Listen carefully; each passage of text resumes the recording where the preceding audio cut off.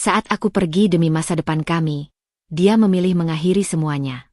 Aku tak berteriak, tak memohon, dan tak menangis di depannya. Aku menunggu satu pagi untuk membuatnya menjerit histeris. Sebelum mulai ceritanya, komen dulu kalian dari kota atau negara mana. Aku pengen tahu. Jangan lupa like, subscribe, dan aktifkan lonceng, supaya channel ini makin berkembang. Aku menutup koper dengan satu tarikan napas panjang.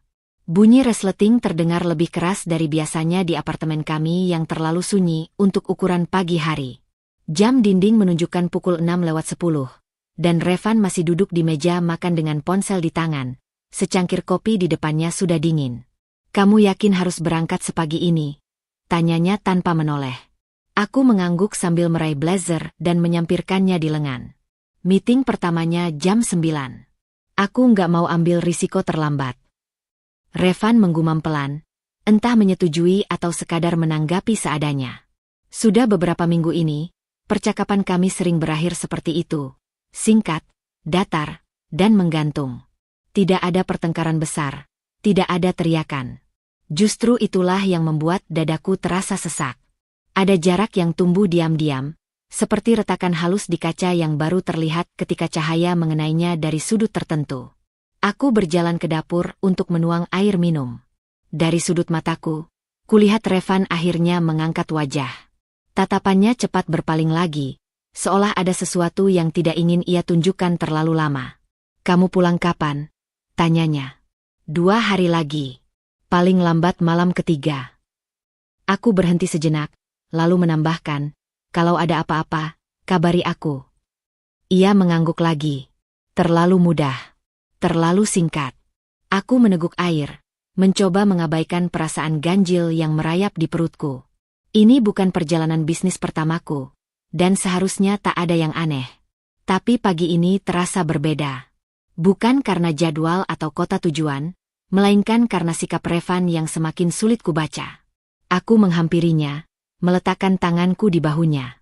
Sentuhanku membuatnya sedikit terkejut, lalu ia tersenyum. Senyum yang rapi, sopan, tapi tidak benar-benar hangat.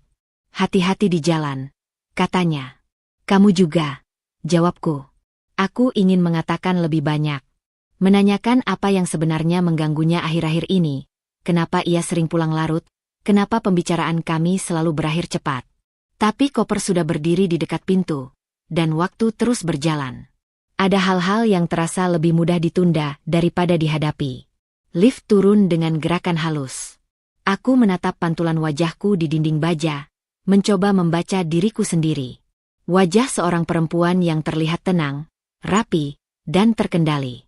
Tidak ada yang bisa menebak bahwa di balik itu, pikiranku sedang sibuk merangkai kemungkinan-kemungkinan yang tak ingin kusebutkan. Di lobi, sopir sudah menunggu. Aku melangkah keluar gedung dan udara pagi menyambut dengan dingin tipis. Saat mobil mulai melaju, ponselku bergetar. Sebuah pesan masuk dari Revan. "Hati-hati." Satu kata. Tidak ada emotikon, tidak ada tambahan. Aku membalas dengan singkat juga, lalu menyimpan ponselku kembali ke tas. Aku tidak tahu mengapa, tapi pesan sesederhana itu justru membuat dadaku semakin berat. Perjalanan menuju bandara kulalui dengan meninjau ulang presentasi di tablet. Angka-angka, grafik, dan catatan strategi bisnis mengalir lancar di kepalaku. Di dunia ini, aku tahu persis apa yang harus kulakukan. Keputusan diambil berdasarkan data, risiko dihitung, langkah disusun rapi. Semua terasa jelas dan terkontrol. Berbeda dengan urusan di rumah. Di ruang tunggu bandara, aku duduk di dekat jendela besar. Pesawat-pesawat tampak sibuk, datang dan pergi dengan tujuan masing-masing. Aku bertanya-tanya, sejak kapan rumah tanggaku terasa seperti ruang transit, tempat singgah sementara sebelum masing-masing pergi ke arah berbeda. Panggilan boarding terdengar. Aku berdiri, menarik koper, dan melangkah masuk ke antrean. Ada pesan lain masuk saat aku menyerahkan boarding pass. Dari Revan lagi. "Meetingnya lancar ya?" Aku tersenyum kecil, tapi senyum itu tidak bertahan lama. Ada sesuatu yang terlalu formal dalam kalimatnya, seperti pesan dari rekan kerja, bukan dari suami. Aku menutup mata sejenak, mencoba menenangkan diri. Mungkin aku terlalu sensitif. Mungkin kelelahan membuatku berpikir berlebihan. Di dalam pesawat, aku duduk di kursi dekat jendela. Saat mesin mulai meraung dan pesawat bergerak perlahan, aku menatap landasan yang semakin menjauh. Jakarta mengecil di bawah sana, bersama semua pertanyaan yang belum sempat kutanyakan. Aku selalu percaya bahwa masalah yang dibiarkan terlalu lama akan menemukan caranya sendiri untuk muncul. Entah dalam bentuk percakapan yang tak terhindarkan, atau dalam keputusan yang diambil sepihak. Pagi ini, aku pergi dengan keyakinan bahwa semuanya masih bisa dibicarakan nanti, setelah urusan bisnis selesai, setelah pikiran lebih jernih. Aku tidak tahu bahwa kepergianku justru memberi ruang bagi sesuatu yang sudah lama dipersiapkan. Pesawat mengudara dengan mantap. Aku menyandarkan kepala ke kursi, membiarkan dengungan mesin menjadi latar. Di dadaku, ada perasaan aneh yang belum bisa kuberi nama, campuran antara keyakinan dan kecemasan. Aku menutup mata, membawa satu harapan sederhana. Saat aku kembali, kami masih berdiri di tempat yang sama. Dan untuk pertama kalinya, harapan itu terasa rapuh. Aku terbangun sebelum alarm berbunyi. Kamar hotel masih gelap, hanya lampu kota yang menyelinap lewat celah tirai. Ponsel di meja samping tempat tidur bergetar pelan, lalu berhenti. Getaran singkat, seperti ragu untuk benar-benar mengganggu. Aku meraih ponsel tanpa berpikir panjang, masih setengah sadar. Satu pesan masuk. Dari Revan. Aku duduk, menyandarkan punggung ke sandaran ranjang. Mataku menyapu layar, lambat, seolah butuh waktu untuk mengenali huruf-huruf yang tersusun rapi itu. Kita sudahi saja. Aku sudah mengurus semuanya. Lebih baik kita berpisah baik-baik. Aku membaca ulang. Sekali. 2 kali. 3 kali. Tidak ada kalimat lanjutan. Tidak ada penjelasan. Tidak ada permintaan bicara. Kata-katanya berdiri dingin, seperti putusan yang sudah lama diketok. Dadaku terasa kosong, bukan sesak. Seperti ada sesuatu yang dicabut begitu saja tanpa peringatan. Aku menatap layar sampai cahaya putihnya membuat mataku perih. Jari-jariku gemetar, tapi aku tidak langsung membalas. Aku turun dari ranjang, berjalan ke jendela, menarik tirai.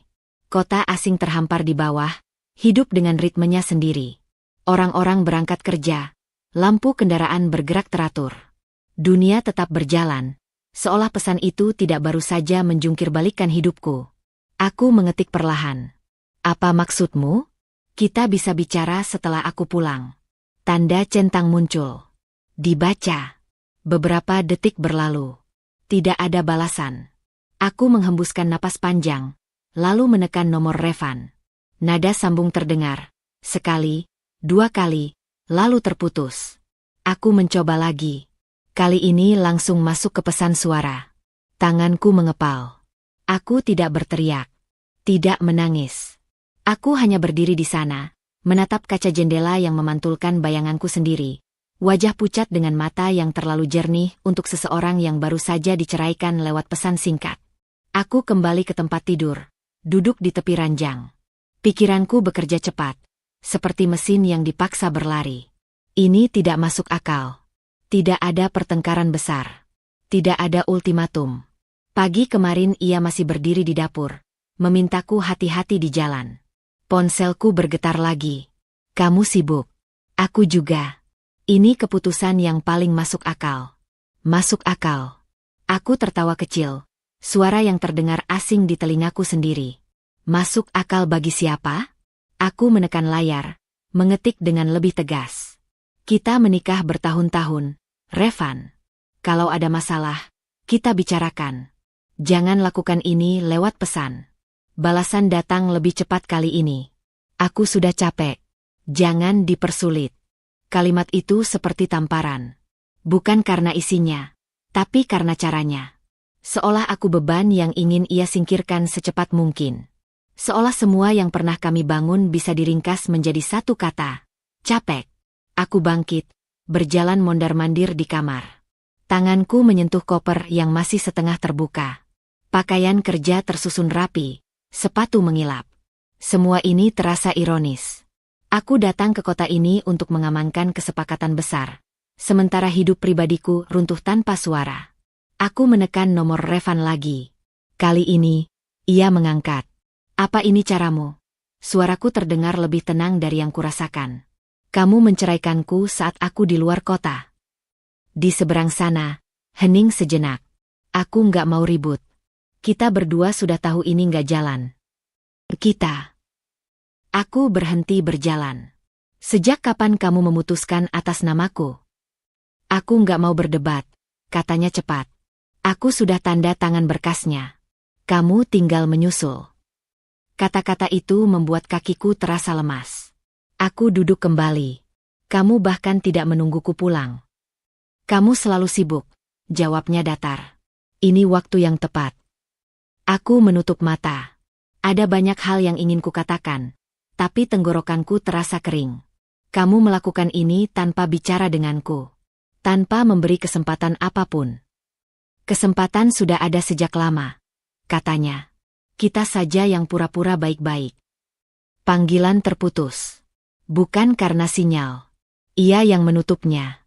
Aku menatap ponsel di tanganku, lalu meletakkannya di meja dengan hati-hati, seolah benda itu rapuh. Di cermin kamar mandi, wajahku terlihat sama seperti tadi pagi. Tidak ada air mata. Tidak ada riasan berantakan. Hanya tatapan yang sedikit lebih keras. Aku membasuh muka, air dingin menyentuh kulitku. Nafasku mulai teratur. Di kepalaku, satu hal menjadi jelas. Ini bukan keputusan impulsif.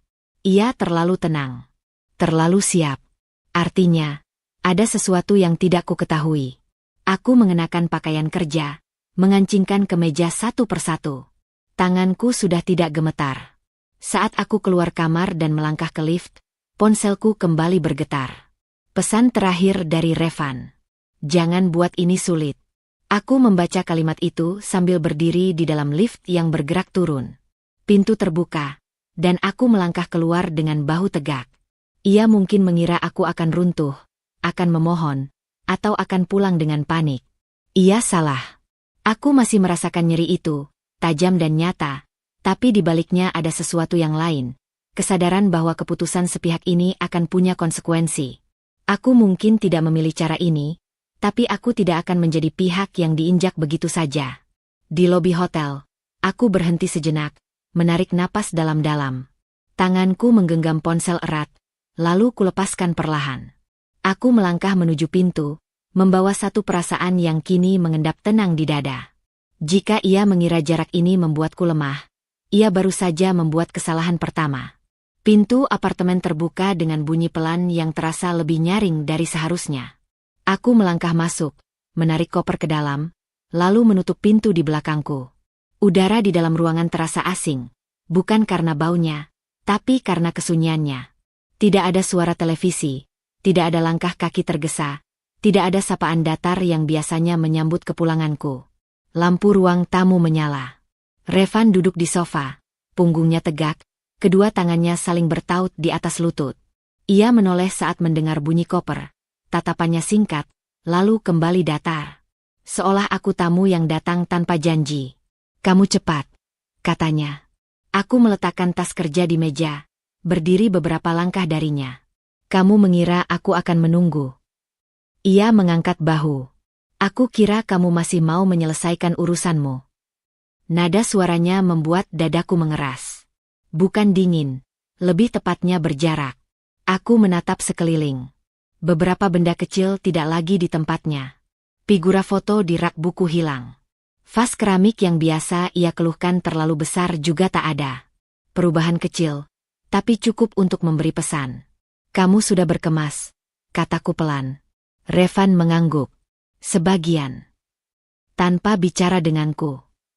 Ia menghela napas, lalu bangkit. Jarak kami kini hanya beberapa langkah. Kita sudah bicara, Rizka. Lewat pesan. Lewat telepon. Bukan begitu caranya, jawabku. Bukan dengan menghilang, lalu menyodorkan keputusan. Keputusan itu perlu diambil, katanya cepat. Kita berdua tahu itu. Aku tersenyum tipis. Kamu terlalu sering berbicara seolah aku ada di pihakmu. Ia memalingkan wajah, berjalan ke jendela. Aku capek berdebat. Kita bahkan belum berdebat. balasku. Yang kamu lakukan adalah memutuskan, lalu berharap aku menerima. Ia menoleh lagi, kali ini lebih tajam. Apa yang kamu mau? Menangis? Berteriak? Itu tidak akan mengubah apapun. Aku menarik napas. Aku tidak datang untuk adegan itu. Aku datang untuk jawaban. Aku mau kamu jujur. Kenapa sekarang? Revan terdiam. Hening menggantung, berat. Ia mengusap wajahnya sekali, lalu berkata, karena ini waktu yang tepat. Untuk siapa? Untukku. Kejujuran itu menusuk lebih dalam dari kebohongan manapun. Aku mengangguk pelan. Kamu sudah lama menunggu momen ini. Ia tidak menyangkal. Aku tidak ingin menyakitimu. Aku tertawa kecil. Terlambat. Revan mendekat, lalu berhenti. Ada jarak tak terlihat yang tidak ingin ia langkahi. Kita berbeda. Kamu selalu sibuk. Hidupmu penuh dengan target, jadwal, keputusan. Aku lelah menyesuaikan. Kamu tidak pernah mengatakan itu, kataku. Aku sudah, sanggahnya. Kamu yang tidak mendengar. Aku menggeleng. Aku mendengar banyak hal. Keluhan kecil. Sindiran. Tapi tidak pernah ini. Tidak pernah keinginan untuk pergi. Ia terdiam lagi. Tatapannya turun, lalu naik kembali. Aku tidak mau hidup di bayang-bayangmu. Kalimat itu akhirnya mengungkap sesuatu yang selama ini samar. Bayang-bayang, ulangku. Aku tidak pernah menahanmu. Tidak, tapi semua orang tahu, katanya. Setiap kali kita bertemu siapapun, yang dibicarakan selalu kamu. Pekerjaanmu. Pencapaianmu. Aku mendekat selangkah. Itu alasanmu. Ini salah satunya. Jawabnya. Aku ingin hidup yang lebih seimbang. Aku menatapnya lama. Dan kamu memilih meninggalkanku saat aku tidak ada, agar lebih seimbang. Ia mengatupkan rahang. Aku tidak ingin drama. Tidak ada drama, kataku. Hanya tanggung jawab. Revan menghela napas panjang. Aku sudah menandatangani semuanya. Aku tidak akan menariknya. Aku menatap meja, lalu sofa, lalu wajahnya lagi. Ada ketenangan yang mengganggu di rautnya. Seolah keputusan ini membebaskannya.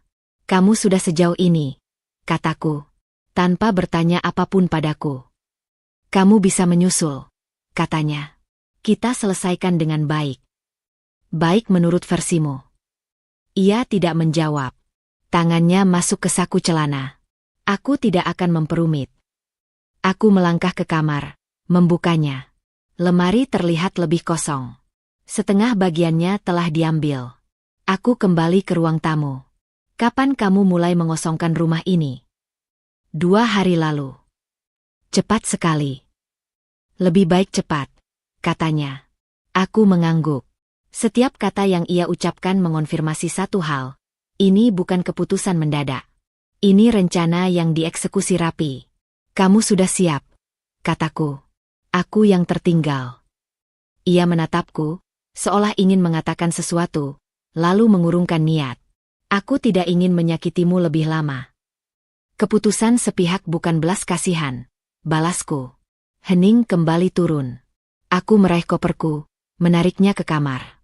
Aku tidak akan tinggal lama. Tidak malam ini. Di ambang pintu, aku berhenti dan menoleh. Satu hal, kataku. Revan mengangkat alis. Kamu mungkin merasa lega sekarang, lanjutku. Tapi jangan salah mengira ketenanganku sebagai kelemahan. Ia menatapku tanpa ekspresi. Aku tidak meremehkanmu. Bagus, kataku. Karena aku tidak sedang meremehkan diriku sendiri. Aku menutup pintu kamar, mengunci dari dalam. Aku duduk di tepi ranjang yang masih rapi, meletakkan koper di samping. Jantungku berdetak stabil. Tidak ada air mata yang jatuh. Yang ada hanya kesadaran yang semakin mengeras, membentuk sesuatu yang dingin dan jernih. Rumah ini mungkin tidak lagi mengakuiku. Tapi aku tahu satu hal dengan pasti. Aku tidak akan pergi tanpa meninggalkan jejak dari kebenaran yang ia pilih untuk abaikan. Aku bangun sebelum matahari naik. Bukan karena mimpi buruk, melainkan karena kepalaku terasa terlalu penuh untuk tidur lebih lama. Pintu kamar masih terkunci dari dalam. Dari luar, tidak ada suara. Revan pasti sudah berangkat atau sengaja menghindar. Aku tidak perlu menebak. Ketidakhadirannya justru terasa seperti konfirmasi dari banyak hal yang semalam belum sempat kupahami. Aku berdiri, merapikan rambut, lalu membuka koper. Aku hanya perlu beberapa pakaian. Tidak ada alasan tinggal lebih lama. Namun sebelum menutup resleting, pandanganku tertarik pada ponsel yang menyala di meja. Ada beberapa notifikasi yang terlewat. Sebagian besar tak penting. Sampai satu surel membuat jariku berhenti. Subjeknya singkat, formal. Aku membukanya. Isinya bukan sesuatu yang seharusnya sampai kepadaku, tapi namaku tercantum di tembusan. Tanggalnya mundur beberapa hari. Isinya membahas pengurusan berkas, jadwal penandatanganan, dan satu kalimat yang membuatku duduk kembali di tepi ranjang. Proses dipercepat sesuai arahan. Aku menelan ludah. Dipercepat berarti ada tenggat. Ada rencana. Dan rencana itu disusun saat aku masih di rumah, berjalan di lorong yang sama, berbagi meja makan yang sama. Aku menyandarkan punggung, menatap langit-langit. Ingatanku mundur, menghubungkan hal-hal kecil yang dulu terasa sepele. Cara Revan sering menutup laptop saat aku mendekat. Percakapan yang terputus tiba-tiba. Telepon yang ia jawab di balkon, suaranya diturunkan. Semua itu dulu kuterima sebagai bagian dari kesibukan. Sekarang, potongan-potongan itu mulai membentuk pola yang lebih rapi, dan jauh lebih dingin. Aku keluar kamar. Apartemen masih sunyi. Aku melangkah ke ruang kerja kecil yang jarang kupakai. Rak dokumen terlihat berantakan, seolah baru saja dibongkar lalu disusun ulang terburu-buru. Aku membuka laci yang biasanya berisi map kosong. Beberapa map sudah hilang. Aku tidak panik. Aku hanya mencatat. Di meja, ada bekas lingkaran cangkir kopi yang belum dibersihkan. Aku menelusuri permukaannya dengan jari, lalu membuka laptop yang tertutup. Kata sandinya masih sama. Itu saja sudah cukup bicara. Jika ini benar-benar keputusan mendadak, ia akan lebih berhati-hati. Tapi Revan tidak mengantisipasi aku pulang secepat ini. Riwayat pencarian terbuka saat layar menyala. Aku tidak perlu membaca semuanya. Kata-kata kunci yang muncul sudah cukup menjelaskan arah pikirannya. Ada waktu, tanggal, dan urutan. Semua tersusun jauh sebelum aku meninggalkan kota untuk perjalanan bisnis. Aku menutup laptop tanpa emosi berlebihan. Rasa sakit itu masih ada, tapi kini berdiri berdampingan dengan sesuatu yang lebih tajam, kejelasan. Ini bukan soal perasaan yang berubah semalam. Ini soal keputusan yang dipersiapkan rapi, dengan asumsi aku akan mengikuti arus. Langkah kaki terdengar dari arah pintu. Revan masuk, jasnya masih rapi. Ekspresinya netral. Ia berhenti saat melihatku berdiri di ruang kerja. Kamu belum pergi, katanya. Aku perlu memastikan beberapa hal, jawabku. Ia meletakkan kunci di meja. Aku harap kamu tidak mencari-cari. Aku menatapnya. Kalau tidak ada yang disembunyikan, seharusnya tidak ada yang perlu dikhawatirkan. Rahangnya mengeras. Aku tidak berniat menyembunyikan apapun. Tapi kamu menyusun semuanya saat aku masih di rumah, kataku tenang. Kamu memilih waktu ketika aku pergi agar bisa bergerak lebih cepat. Ia terdiam. Tidak lama, tapi cukup untuk menjawab. Aku tidak ingin kamu terluka. Kamu mengira dengan tidak melibatkanku, luka itu akan lebih kecil. Aku melangkah mendekat. Atau kamu hanya ingin memastikan aku tidak sempat menghentikanmu?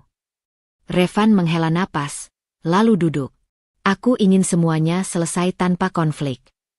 Konflik tidak muncul karena percakapan, balasku. Konflik muncul karena keputusan sepihak. Ia menatap lantai. Aku sudah memikirkannya lama. Aku tahu, kataku. Itu yang membuatku kecewa. Keheningan turun lagi. Kali ini berbeda. Tidak tegang, tapi berat. Aku melihatnya seperti orang asing yang baru kukenal kembali, minus topeng yang selama ini ia kenakan. Kamu tidak bertanya apa yang kupikirkan, lanjutku. Tidak pernah. Apa gunanya? Katanya pelan. Kamu akan berargumen. Berargumen bukan kejahatan, jawabku. Itu cara orang dewasa memutuskan. Ia tidak menjawab. Tangannya saling bertaut, persis seperti semalam. Gestur yang sama, tapi kini maknanya berubah. Dulu kupikir itu tanda ia mencoba tenang. Sekarang aku melihatnya sebagai sikap bertahan. Aku meraih tas, memasukkan ponsel dan dompet. Aku akan pergi. Kapan kamu kembali? Tanyanya. Refleks. Aku berhenti di dekat pintu. Aku akan kembali saat urusan ini menuntutku hadir. Bukan karena kamu mengatur waktunya. Ia mengangguk pelan. Tidak ada upaya menahan. Tidak ada permintaan maaf. Itu saja sudah cukup menjelaskan prioritasnya.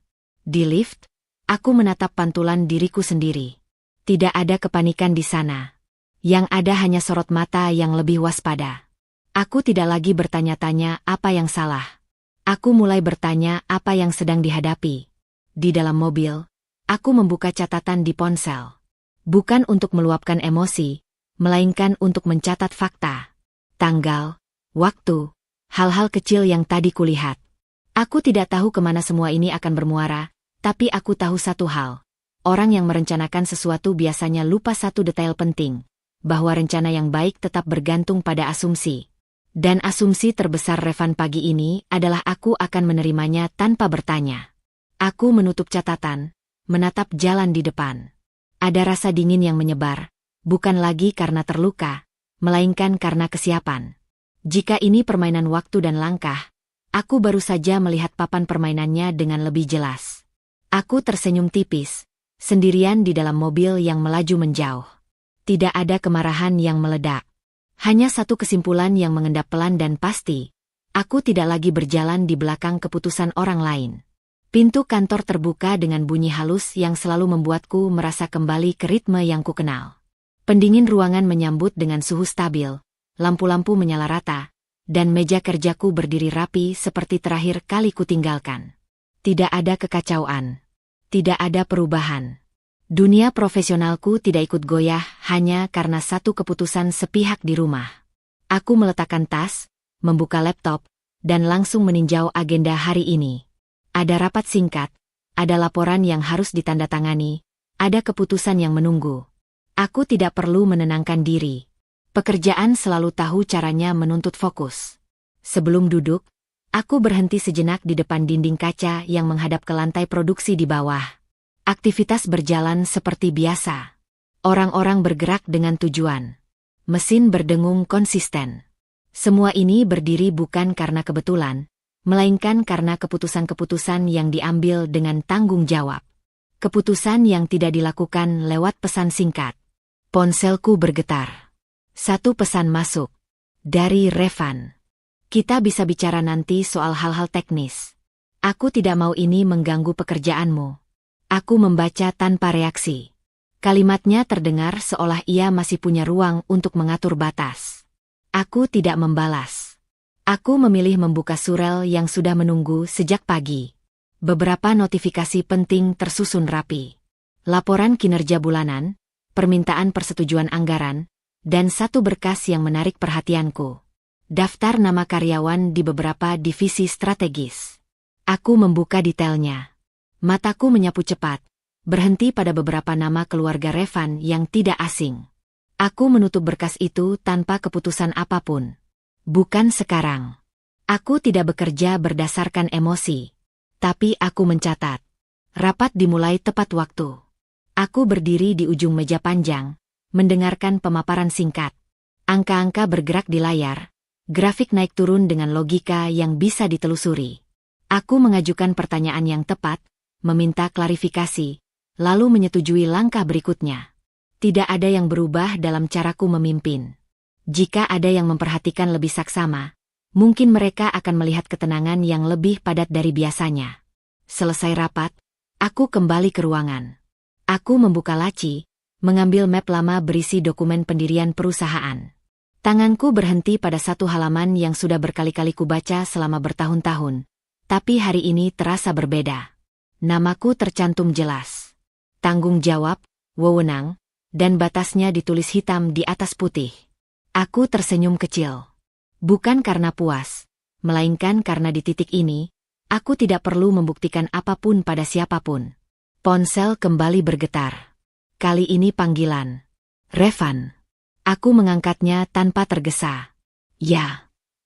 Kita perlu bicara soal perusahaan, katanya langsung. Aku dengar kamu sudah kembali ke kantor. Aku memang bekerja di sini, jawabku. Ada yang ingin kamu sampaikan? Ia terdiam sejenak, lalu melanjutkan, aku ingin memastikan urusan pribadi kita tidak berdampak ke orang lain. Aku memutar kursi, menatap keluar jendela. Aku juga menginginkan hal yang sama. Bagus, katanya cepat. Karena beberapa posisi itu sensitif. Aku membiarkan hening berjalan 1 detik lebih lama dari yang nyaman. Sensitif karena apa? Karena mereka sudah lama di sini, jawabnya. Mereka keluarga. Aku tahu, kataku. Dan aku juga tahu standar kinerja. Nada napasnya berubah. Kamu tidak sedang mengaitkan ini dengan... Aku sedang membicarakan pekerjaan, potongku tenang. Sesuatu yang selalu kamu minta dariku. Ia terdiam lagi. Aku bisa membayangkan ekspresinya. Tegang, berhitung. Aku hanya tidak ingin ada keputusan impulsif. Aku menegakkan punggung. Keputusan impulsif bukan gayaku. Panggilan berakhir tanpa kesepakatan apapun. Aku meletakkan ponsel, lalu membuka kembali berkas yang tadi kututup. Kali ini, aku membacanya lebih teliti. Catatan kinerja. Evaluasi berkala. Ada angka yang berbicara jujur. Ada peringatan yang pernah diabaikan. Ada toleransi yang diberikan bukan karena prestasi, melainkan karena hubungan. Aku tidak mengambil tindakan saat itu juga. Aku menjadwalkan audit internal sesuai prosedur. Resmi. Terbuka. Sesuai aturan yang selama ini menjadi pagar kami bersama. Jika ada yang harus dipertanyakan, itu akan dilakukan dengan data, bukan asumsi. Siang menjelang. Aku turun ke lantai produksi, menyapa sekilas, mengamati alur kerja. Tidak ada yang tahu apa yang sedang berputar di kepalaku, dan memang tidak perlu. Kepemimpinan tidak selalu diumumkan. Seringkali ia bekerja paling efektif dalam diam. Kembali ke ruangan. Aku menulis beberapa catatan singkat. Bukan ancaman. Bukan rencana balas dendam. Hanya daftar langkah yang harus dilakukan agar organisasi ini berjalan sebagaimana mestinya.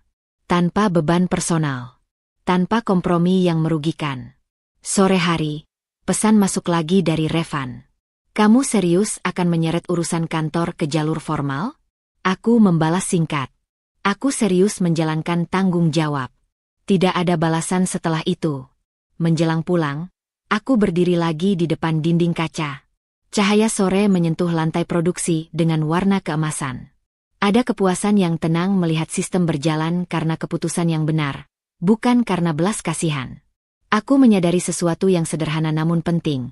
Selama ini, aku terlalu sering memisahkan diriku. Rizka di rumah, Rizka di kantor, seolah keduanya tidak saling berkaitan. Padahal kekuatanku selalu utuh. Aku hanya memilih untuk tidak menggunakannya di ruang yang kuanggap pribadi. Hari ini, batas itu bergeser. Bukan karena aku ingin mencampur adukan, melainkan karena aku menolak diposisikan seolah aku tidak punya pijakan. Aku mengambil tas, mematikan lampu ruangan, lalu melangkah keluar. Di koridor, langkah kakiku terdengar mantap. Tidak tergesa, tidak ragu. Jika ada yang berubah sejak pagi, itu bukan posisiku. Itu cara pandangku terhadap apa yang selama ini kupikir harus kutahan.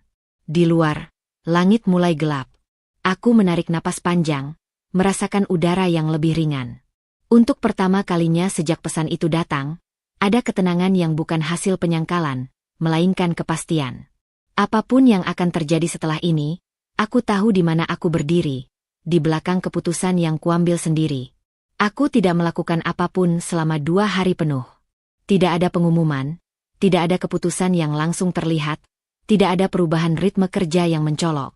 Aku datang ke kantor seperti biasa, pulang tepat waktu, dan menjalankan agenda yang sudah terjadwal. Dari luar, segalanya tampak stabil. Dari dalam, aku sedang mengamati. Ponselku lebih sering bergetar belakangan ini, tapi aku memilih menjawab seperlunya. Revan beberapa kali menghubungiku, selalu dengan nada yang sama, seolah ingin memastikan aku tetap berada di garis yang ia anggap aman. Setiap pesannya membawa asumsi, bahwa aku akan menjaga jarak, bahwa aku tidak akan bertindak, bahwa diamku berarti setuju.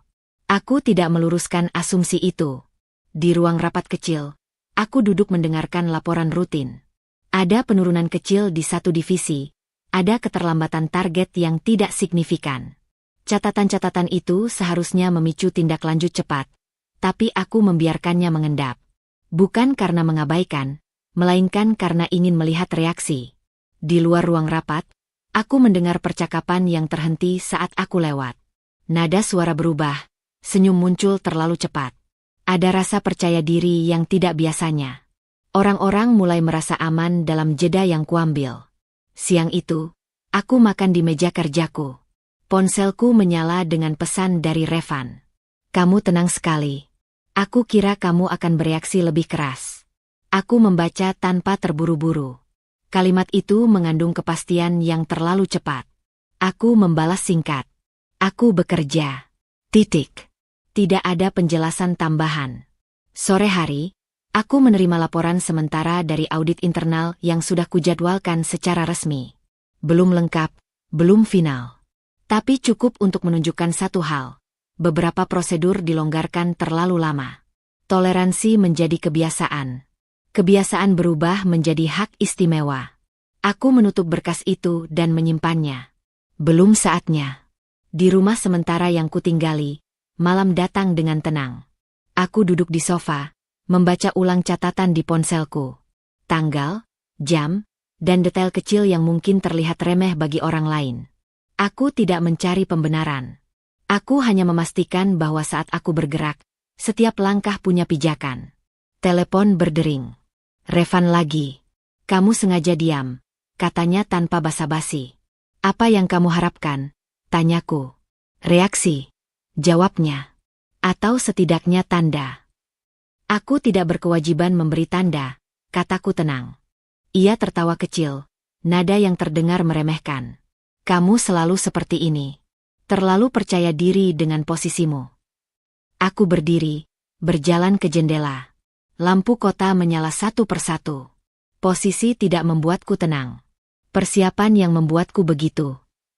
Ia terdiam, lalu berkata, "Jangan lupa, perusahaan itu juga berdiri karena banyak orang." Aku tahu, balasku. Itulah sebabnya aku memastikan semuanya berjalan sesuai aturan. Jangan sok profesional, katanya. Ini soal kita. Ini soal tanggung jawab, koreksiku. Ia menghela napas panjang. Kamu terlalu membesar-besarkan. Aku tidak menanggapi. Kadang, keheningan adalah jawaban paling jujur. Panggilan terputus. Aku meletakkan ponsel di meja, lalu duduk kembali. Aku merasakan sesuatu yang tipis namun jelas. Ia mulai menganggap keheninganku sebagai tanda bahwa ia masih memegang kendali. Keesokan harinya, aku datang lebih pagi. Aku memeriksa jadwal, menyesuaikan beberapa pertemuan, lalu duduk di ruanganku tanpa memanggil siapapun. Dari balik kaca, aku melihat aktivitas yang mulai berubah. Percakapan lebih santai. Beberapa keputusan kecil diambil tanpa konfirmasi. Seolah-olah garis wewenang menjadi kabur. Aku membiarkannya. Di tengah hari, aku menerima pesan lain dari Revan.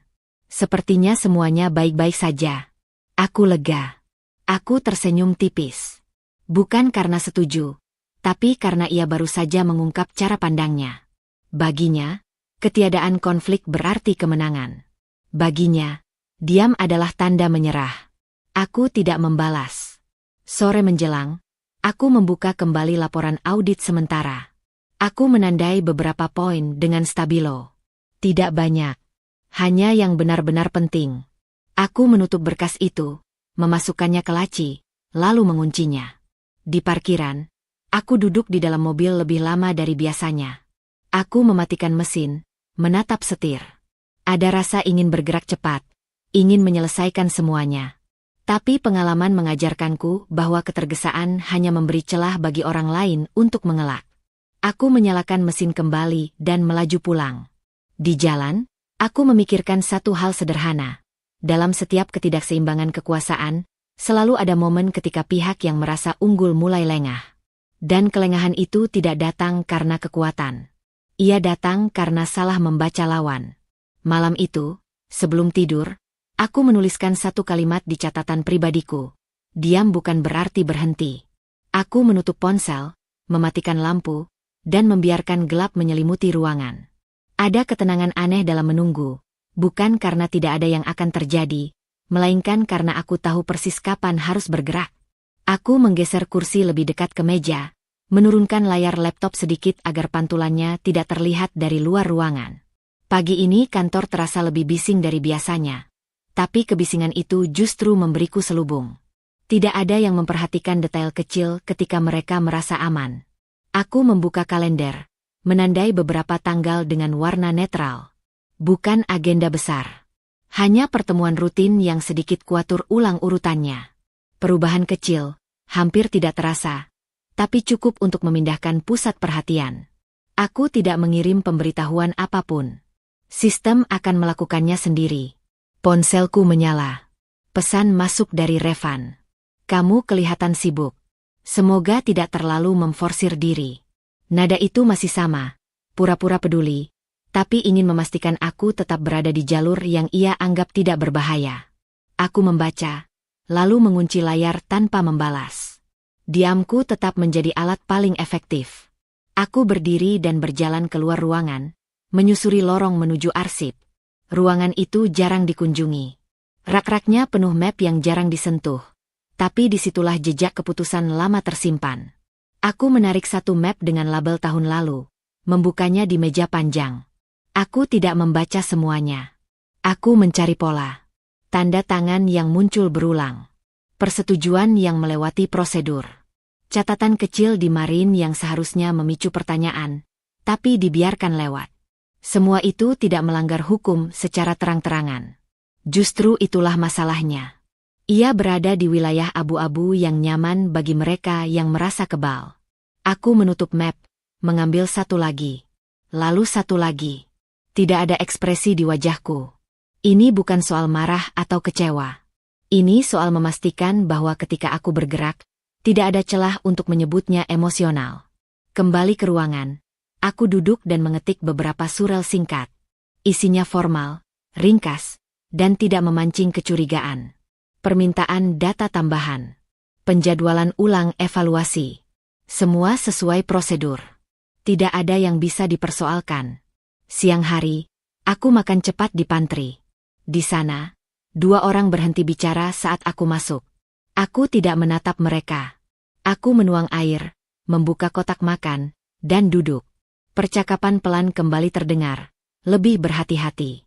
Aku mencatat reaksi itu tanpa memberi makna berlebihan. Setelah makan, aku menerima laporan kehadiran. Angka-angkanya tidak mengejutkan, tapi satu nama muncul terlalu sering di kolom dispensasi. Aku menandainya, lalu melanjutkan membaca. Keputusan tidak diambil di saat pertama kali melihat kejanggalan. Keputusan diambil ketika semua kejanggalan membentuk garis lurus. Telepon berdering. Revan. Aku dengar kamu mulai minta data lama. Katanya. Tidak ada basa-basi. Aku rutin melakukannya. Jawabku. Kenapa sekarang? Karena ini waktunya, kataku. Ia tertawa pendek. Kamu terlalu serius. Aku selalu serius, balasku. Ia terdiam sejenak. Aku harap kamu tidak mencari-cari masalah. Aku memutar kursi, menatap dinding kaca. Aktivitas di luar tampak normal. Masalah muncul ketika orang berhenti memeriksa. Jangan berlebihan, katanya. Semua orang sudah bekerja lama di sini. Aku menghargai pengalaman, jawabku. Dan aku menghargai aturan. Panggilan berakhir dengan hening yang tidak nyaman. Aku meletakkan ponsel, lalu melanjutkan pekerjaanku. Setiap langkah kecil yang kuambil hari ini menempatkan satu batu pijakan ke arah yang berbeda dari yang mereka perkirakan. Sore menjelang, aku memanggil satu rapat singkat. Agendanya umum. Tidak ada keputusan besar. Tapi aku mengubah satu hal, urutan pembahasan. Aku memulai dari data, bukan laporan lisan. Beberapa wajah terlihat terkejut. Tidak ada yang memprotes. Ada pertanyaan? Tanyaku setelah presentasi singkat. Tidak ada. Hanya anggukan-anggukan cepat. Aku menutup rapat tepat waktu, lalu kembali ke ruangan tanpa penjelasan tambahan. Ketika seseorang merasa perlu bertanya tapi memilih diam, itu berarti perubahan sudah mulai terasa. Di mejaku, aku membuka catatan pribadiku. Aku menulis 3 poin. Tidak lebih. Poin-poin itu bukan target, melainkan batas. Hal-hal yang tidak akan lagi kutoleransi. Aku menutup buku itu dan menyimpannya di laci. Pesan masuk lagi dari Revan. Kamu kelihatan berubah. Aku membalas 1 kalimat. Aku sedang fokus. Tidak ada balasan setelah itu. Menjelang pulang, aku menyempatkan diri turun ke lantai bawah. Aku berjalan perlahan, memperhatikan detail yang sering luput. Cara orang menyimpan berkas. Cara mereka menghindari tatapan. Cara keputusan kecil diambil tanpa dokumentasi. Semua itu bukan bukti, tapi petunjuk. Di parkiran, aku duduk di mobil dengan mesin mati. Aku menarik napas dalam-dalam, lalu menghembuskannya perlahan. Aku tidak merasakan euforia. Tidak ada rasa menang. Yang ada hanyalah kepastian bahwa arah telah berubah. Aku menyalakan mesin dan melaju. Lampu-lampu jalan menyala satu persatu, membentuk garis panjang di depan. Aku tidak tahu berapa lama proses ini akan berjalan, tapi aku tahu satu hal. Aku tidak lagi bereaksi terhadap langkah orang lain. Aku sedang menyusun langkahku sendiri, dengan tenang dan tanpa sorotan. Saat sampai di rumah, aku menaruh tas, membuka jendela, dan membiarkan udara malam masuk. Aku berdiri di sana beberapa saat, merasakan denyut yang stabil di dada. Tidak ada kegelisahan. Tidak ada dorongan untuk mempercepat. Aku mematikan lampu, berjalan ke kamar, dan berbaring tanpa menyalakan ponsel. Di kegelapan, pikiranku jernih. Langkah pertama sudah diambil, dan tidak seorang pun menyadarinya. Itulah keunggulannya. Pagi itu aku tidak langsung menuju ruang kerjaku. Aku berhenti di lantai bawah, berdiri beberapa menit di depan papan pengumuman digital yang menampilkan ringkasan operasional. Angka-angka bergerak seperti biasa, tapi satu kolom terlihat tertinggal. Kecil, hampir tak kentara, tapi cukup untuk membuatku berhenti. Aku mencatatnya di ponsel, lalu naik ke atas tanpa terburu-buru. Di meja kerjaku, aku membuka sistem internal. Aku tidak mencari sensasi. Aku mencari konsistensi. Ketika data tidak selaras, selalu ada alasan. Kadang alasan itu sederhana. Kadang disengaja. Aku menggulir layar perlahan, membuka satu laporan, lalu laporan lain. Polanya mulai terbentuk. Aku mengetik perintah pencarian. Nama Revan tidak muncul. Aku memang tidak mencarinya. Aku mencari tanda tangan digital yang sering muncul bersamaan, keputusan yang lolos tanpa koreksi, dan jalur persetujuan yang terlalu mulus. Ketika 3 hal itu bertemu, biasanya ada sesuatu yang disembunyikan di bawahnya. Ponselku bergetar. Panggilan dari Revan. Kamu di kantor? Tanyanya. Iya. Jangan terlalu lama. Kita makan malam. Aku ada pekerjaan. Jawabku. Ia menarik napas. Kamu belakangan ini sulit dihubungi. Aku sedang memastikan semuanya berjalan sesuai aturan. Kamu terdengar seperti sedang menginterogasi, katanya, setengah bercanda. Aku tidak tertawa. Aku hanya membaca data. Panggilan berakhir tanpa salam. Aku kembali ke layar. Siang hari, satu laporan masuk otomatis. Bukan laporan yang kuajukan. Laporan itu seharusnya dikirim minggu depan. Tapi sistem mengirimkannya lebih cepat karena satu parameter diubah. Aku membaca cepat, lalu membaca ulang. Di situ, angka yang tadi kulihat pagi hari muncul lagi, kali ini dengan penjelasan yang terlalu singkat. Aku mencetak halaman tertentu dan menandainya. Tidak dengan spidol merah atau catatan emosional. Hanya garis lurus di samping angka yang tidak masuk akal. Aku mengingat satu kalimat Revan beberapa hari lalu, bahwa semua orang sudah bekerja lama. Lama tidak selalu berarti benar. Sore itu, aku mengatur pertemuan singkat. Tidak resmi, tidak tercatat sebagai rapat besar. Aku membuka pembahasan dengan data, bukan pendapat. Aku meletakkan kertas cetakan di meja, mendorongnya ke tengah. Ada yang bisa menjelaskan selisih ini? Tanyaku. Tidak ada jawaban langsung. Beberapa detik hening cukup untuk menunjukkan bahwa ini bukan kesalahan administratif biasa. Itu hanya penyesuaian sementara. Seseorang akhirnya berkata. Penyesuaian apa? Tanyaku. Untuk efisiensi. Aku mengangguk. Efisiensi harus tercatat. Ini tidak. Aku tidak menaikkan suara. Aku tidak menekan. Aku hanya menunggu.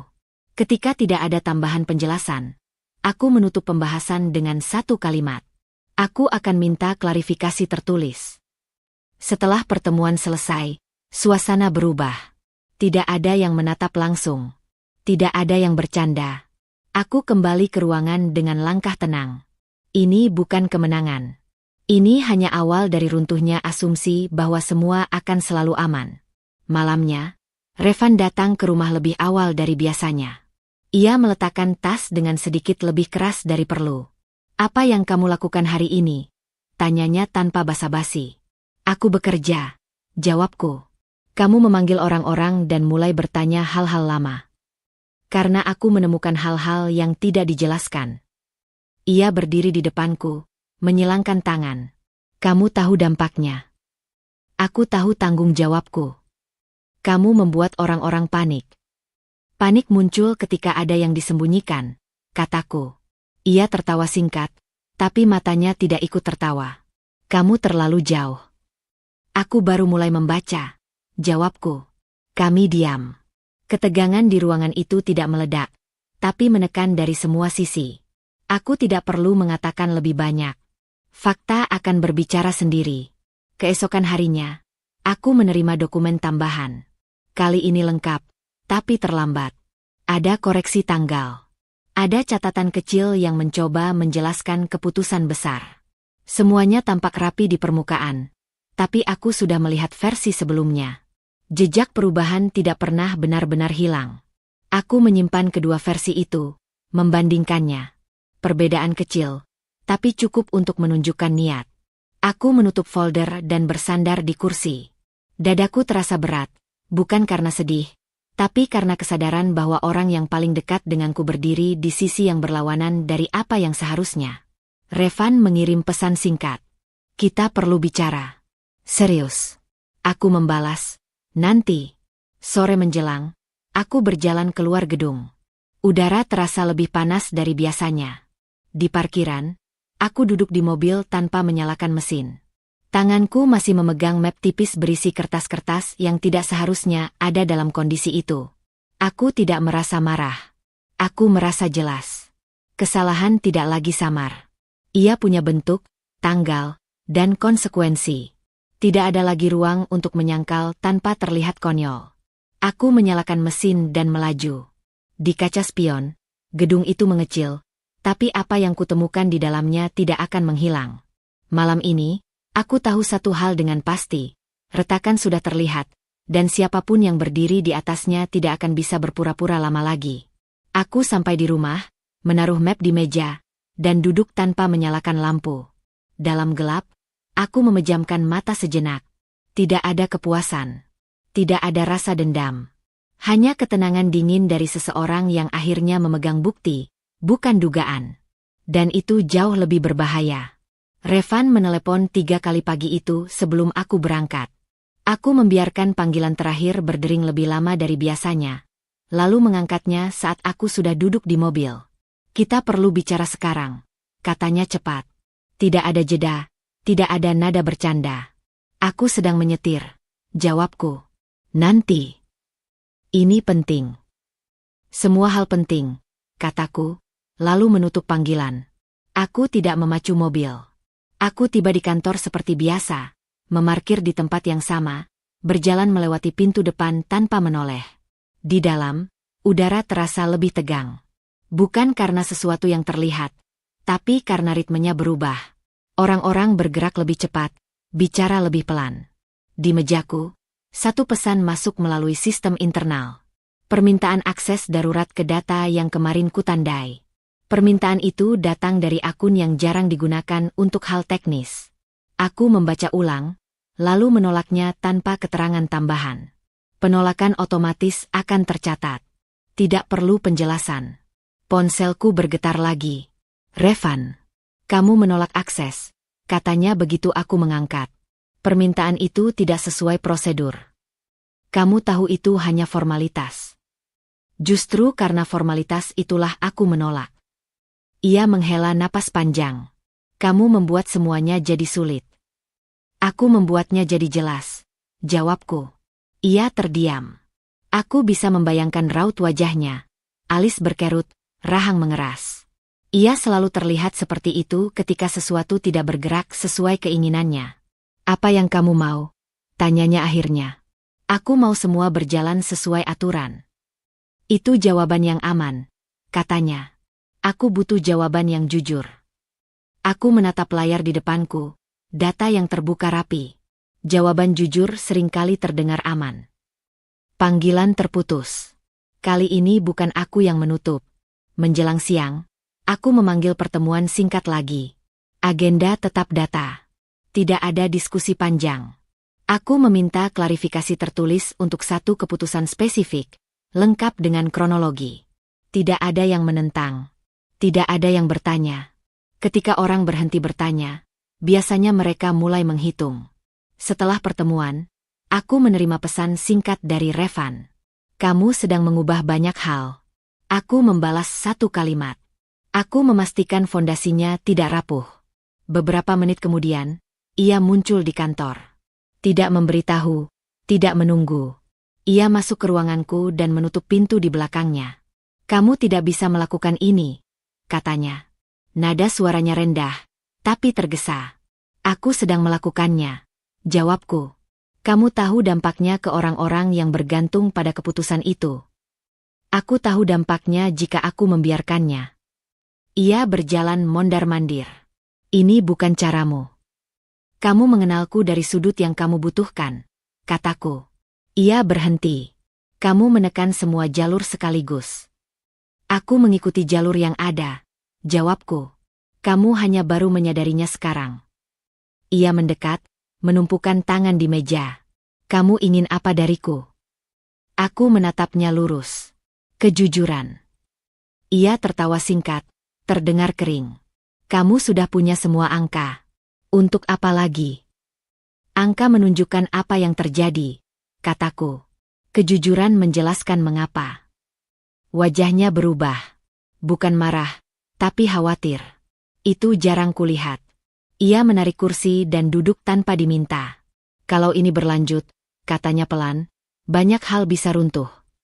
Hal-hal yang berdiri di atas asumsi memang rapuh, jawabku. Ia mengusap wajah. Kamu menikmati ini. Aku menggeleng. Aku tidak menikmati apapun. Aku bekerja. Ia menatapku lama. Kamu sudah tidak bisa dikendalikan. Aku berdiri, merapikan map di meja. Aku tidak pernah minta dikendalikan. Kami diam. Hening itu berat, bukan karena emosi, tapi karena perhitungan. Ia bangkit, melangkah ke pintu, lalu berhenti. Kalau kamu melangkah lebih jauh, katanya tanpa menoleh, kamu akan menyesal. Aku menyesal ketika aku berhenti, jawabku. Ia keluar tanpa menutup pintu. Aku membiarkannya terbuka. Sore hari, satu laporan tambahan masuk. Kali ini dari sistem audit internal yang biasanya berjalan lambat. Permintaan klarifikasi yang kuajukan memicu pemeriksaan lanjutan. Aku membaca ringkasannya. Netral. Objektif. Tidak memihak. Tepat seperti yang kubutuhkan. Revan mengirim pesan beruntun. Kita harus menyelesaikan ini. Aku bisa jelaskan. Jangan buat kesalahan. Aku tidak membalas. Menjelang pulang, aku menerima notifikasi penjadwalan ulang beberapa pertemuan penting. Bukan olehku. Oleh Revan. Ia mencoba mengatur ulang ritme. Terlambat. Aku membatalkan perubahan itu dan mengembalikannya ke jadwal semula. Sistem mencatat semuanya. Di parkiran, Revan menungguku di dekat mobil. Wajahnya tegang. Kamu tidak bisa menghindar terus, katanya. Aku tidak menghindar, jawabku sambil membuka pintu. Aku memilih. Kamu membuatku terlihat seperti ancaman. Kamu merasa terancam. kataku. Itu berbeda. Ia menahan pintu mobil sebelum kututup. Kalau kamu lanjutkan, aku tidak bisa menjamin hasilnya. Aku menatap tangannya, lalu wajahnya. Hasilnya sudah berjalan. Ia melepaskan pegangan. Aku masuk dan menyalakan mesin. Saat aku melaju keluar, aku melihatnya di kaca spion, berdiri diam, tidak mengejar. Di rumah, aku duduk di ruang tamu tanpa menyalakan lampu. Ponselku senyap untuk pertama kalinya hari itu. Aku merasakan sesuatu yang baru, keseimbangan yang bergeser. Bukan karena aku mendorongnya, tapi karena ia tidak lagi mampu menahannya. Aku menutup mata, menarik napas perlahan. Ancaman yang dulu samar kini punya wajah yang cemas. Dan untuk pertama kalinya sejak semuanya berubah, aku tahu aku tidak sedang bereaksi terhadap tekanan. Tekanan itu sedang mencari jalan keluar dariku. Pagi itu aku datang lebih awal dari biasanya. Gedung masih setengah gelap, hanya lampu keamanan yang menyala. Aku berjalan pelan, mendengar langkah kakiku sendiri, dan untuk pertama kalinya tidak merasa perlu menyamarkan tujuan. Hari ini bukan tentang mengamati atau menunggu. Hari ini tentang memutuskan. Aku meletakkan tas di meja, membuka laptop, dan langsung masuk ke sistem. Tidak ada keraguan di jariku saat memasukkan kata sandi. Semua akses yang kumiliki masih utuh. Aku memastikan satu persatu, membuka panel otorisasi, memeriksa batas kewenangan. Tidak ada yang berubah. Belum. Di layar, daftar tindakan yang bisa kulakukan terbuka. Aku membaca ulang poin-poinnya, bukan untuk memastikan keberanian, tapi untuk memastikan ketepatan. Keputusan yang salah bukan karena kurang niat, melainkan karena terburu-buru. Aku tidak terburu-buru. Ponselku bergetar. Pesan dari Revan. Kita harus bicara sebelum kamu melakukan sesuatu yang tidak bisa ditarik kembali. Aku membaca tanpa emosi, lalu meletakkan ponsel terbalik. Ia tahu. Itu sudah cukup. Aku membuka berkas yang sudah kusiapkan sejak beberapa hari lalu. Ringkas, bersih, hanya berisi fakta dan rujukan. Tidak ada kalimat emosional. Tidak ada asumsi. Aku menambahkan satu catatan kecil di akhir, memastikan urutannya tepat. Lalu aku menyimpannya dengan nama yang jelas, tanpa kode samar. Jam menunjukkan pukul 8 tepat ketika aku menekan tombol kirim. Tidak ke banyak orang. Hanya ke jalur yang seharusnya menerima. Sistem mengonfirmasi pengiriman. Satu langkah selesai. Aku berdiri, menuang kopi, dan meneguknya perlahan. Tidak ada lonjakan adrenalin. Hanya rasa pahit yang familiar. Di luar, beberapa orang mulai berdatangan. Aku kembali ke meja dan membuka agenda hari ini. Pertemuan-pertemuan tetap berjalan. Dunia tidak berhenti hanya karena satu keputusan besar. Menjelang siang, Revan muncul lagi. Kali ini ia tidak langsung masuk. Ia mengetuk, menunggu sampai aku mempersilakan. Itu saja sudah menunjukkan perubahan. Kamu sudah kirim, katanya, duduk tanpa menatapku. Iya. Kamu sadar artinya? Aku memilihnya dengan sadar. Ia mengusap kening. Kamu memotong semua ruang negosiasi. Negosiasi datang sebelum pelanggaran, jawabku. Kamu tidak memberi waktu. Aku memberi waktu ketika aku menunggu penjelasan, kataku. Waktu itu habis. Ia menatapku tajam. Kamu ingin menjatuhkanku. Aku ingin menghentikan sesuatu yang salah, jawabku. Jika kamu berdiri di jalurnya, itu pilihanmu. Ia tertawa pendek, terdengar getir. Kamu berubah. Aku berhenti menyesuaikan diri, kataku. Ia bangkit, berjalan beberapa langkah, lalu kembali duduk. Masih ada cara untuk memperlambat ini. Aku tidak ingin memperlambat, jawabku. Aku ingin menyelesaikan. Kami diam. Aku membiarkan keheningan itu bekerja. Ia selalu tidak sabar dengan ruang kosong. Aku tahu itu. Apapun yang terjadi setelah ini, katanya pelan, akan meninggalkan bekas. Semua keputusan penting meninggalkan bekas, jawabku. Yang membedakan hanya siapa yang menanggungnya. Ia berdiri lagi, kali ini tanpa kata. Saat ia membuka pintu, aku berkata satu hal. Aku tidak akan menariknya kembali.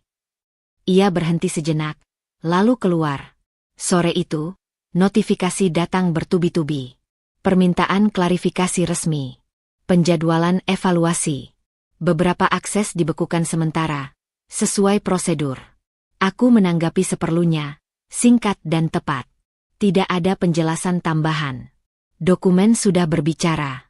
Di sela-sela itu, aku menjalani satu pertemuan penting.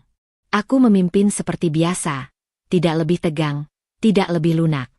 Aku memastikan semua keputusan dicatat, semua persetujuan terdokumentasi. Beberapa orang tampak gelisah.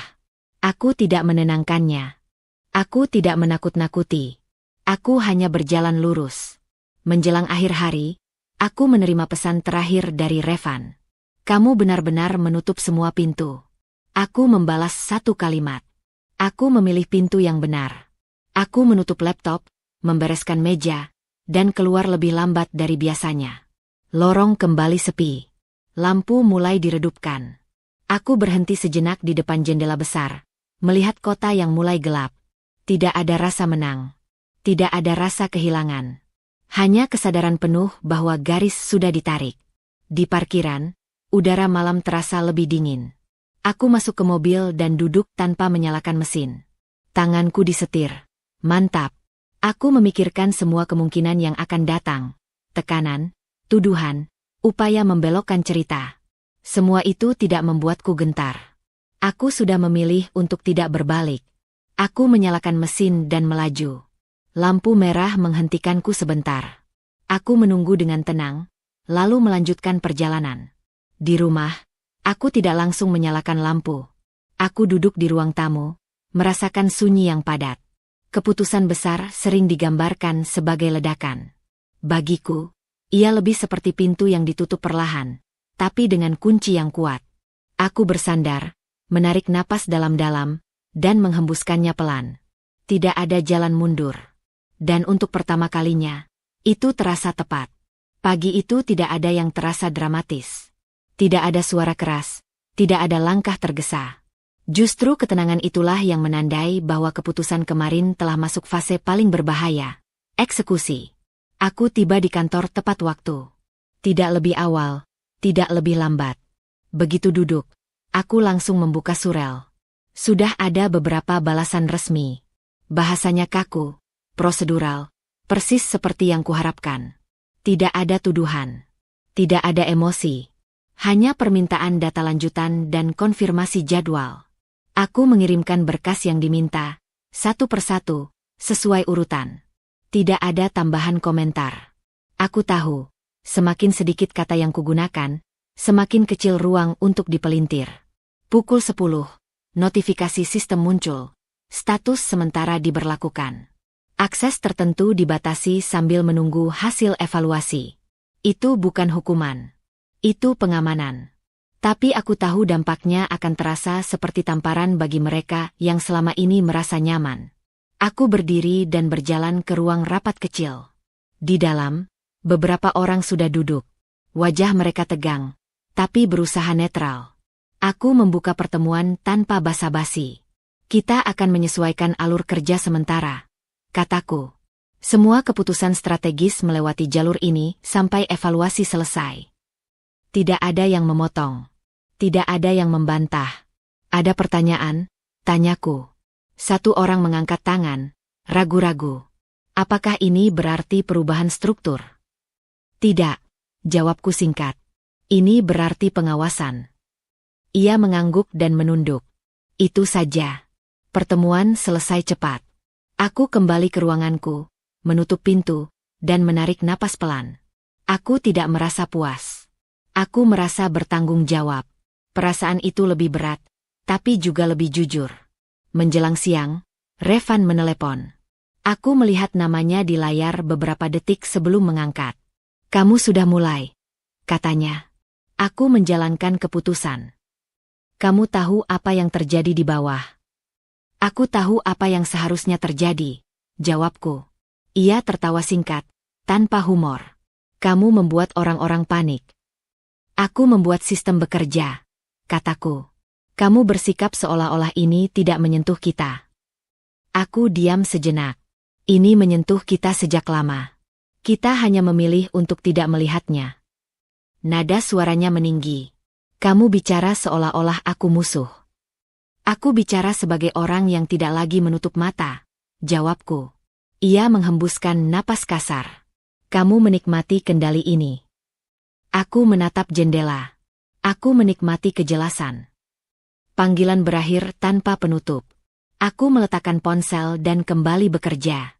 Sore itu, satu persatu dampak mulai terlihat. Penjadwalan ulang proyek. Persetujuan tertahan. Permintaan klarifikasi mengalir ke jalur resmi, bukan lagi lewat pesan pribadi atau pertemuan tertutup. Ritme berubah. Lebih lambat, tapi lebih bersih. Aku menerima laporan singkat dari sistem. Tidak ada angka mengejutkan. Justru ketenangan datanya yang berbicara. Segalanya berjalan sesuai aturan ketika aturan benar-benar diterapkan. Menjelang akhir hari, Revan datang lagi. Kali ini ia tidak masuk.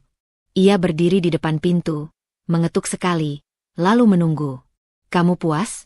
Tanyanya ketika aku mempersilakan masuk. Tidak, jawabku jujur. Ia terlihat terkejut. Lalu untuk apa semua ini? Untuk memastikan tidak ada lagi yang bergantung pada kelonggaran yang salah, kataku. Ia duduk perlahan. Kamu sadar, setelah ini, tidak ada yang akan sama. Aku tidak mengejar, sama, jawabku.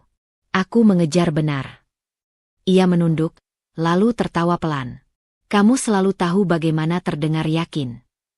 Aku yakin karena aku memeriksa, kataku. Ia menatapku lama. Kalau hasil akhirnya tidak seperti yang kamu harapkan, aku akan menerimanya, jawabku. Asal prosesnya jujur. Kami diam. Untuk pertama kalinya, aku melihat kelelahan di wajahnya. Bukan kemarahan, bukan kesombongan. Kelelahan karena kehilangan kendali. Ia berdiri. Kamu tahu, ini baru permulaan. Aku mengangguk. Aku tidak mengira sebaliknya. Ia keluar tanpa berkata apa-apa lagi. Saat senja turun, aku menutup semua berkas. Aku tidak membawa pekerjaan pulang. Tidak karena semuanya selesai, tapi karena aku tahu apa yang perlu menunggu. Di parkiran, aku berhenti sejenak sebelum masuk mobil. Langit berwarna kelabu, udara lembab. Aku merasakan berat di bahu, tapi tidak goyah. Keputusan yang dieksekusi tidak pernah terasa ringan. Justru karena itu, ia layak dijalani dengan kepala tegak. Aku menyetir pulang tanpa musik. Di rumah, aku duduk di ruang tamu, memandangi dinding kosong. Tidak ada rasa menang. Tidak ada rasa takut. Hanya kesadaran bahwa apa yang kumulai tidak bisa dihentikan dengan kata-kata atau tekanan. Sistem sudah bergerak. Proses sudah berjalan. Dan untuk pertama kalinya sejak semuanya berubah, aku tidak lagi berdiri di ambang keputusan. Aku sudah melangkah masuk. Aku baru saja menutup laptop ketika pintu terbuka keras. Tidak ada ketukan. Tidak ada jeda. Revan masuk dengan langkah cepat. Napasnya berat, wajahnya merah. Ia menutup pintu di belakangnya dengan suara yang terlalu keras untuk ruang sekecil itu. Kamu puas sekarang? Katanya. Suaranya meninggi sejak kata pertama. Aku berdiri perlahan, mendorong kursi ke bawah meja. Gerakanku tenang, tidak tergesa. Apa yang membuatmu berpikir begitu? Ia tertawa tajam. Jangan pura-pura. Kamu tahu apa yang terjadi hari ini? Aku tahu proses berjalan, jawabku. Proses? Ia melangkah lebih dekat. Kamu menyebut ini proses. Aku menatapnya tanpa mundur. Itu istilah yang tepat. Tangannya mengepal. Ia berhenti di tengah ruangan, lalu berbalik, mondar-mandir seperti binatang yang terjebak. Kamu mempermalukanku. Kamu membuat semua orang melihatku seperti. Ia berhenti, kesulitan mencari kata. Seperti apa? Tanyaku. Ia menoleh tajam. Seperti orang yang tidak layak dipercaya. Aku mengangguk kecil. Kepercayaan tidak hilang karena diperlihatkan. Ia hilang karena dilanggar. Jadi sekarang kamu jadi hakim.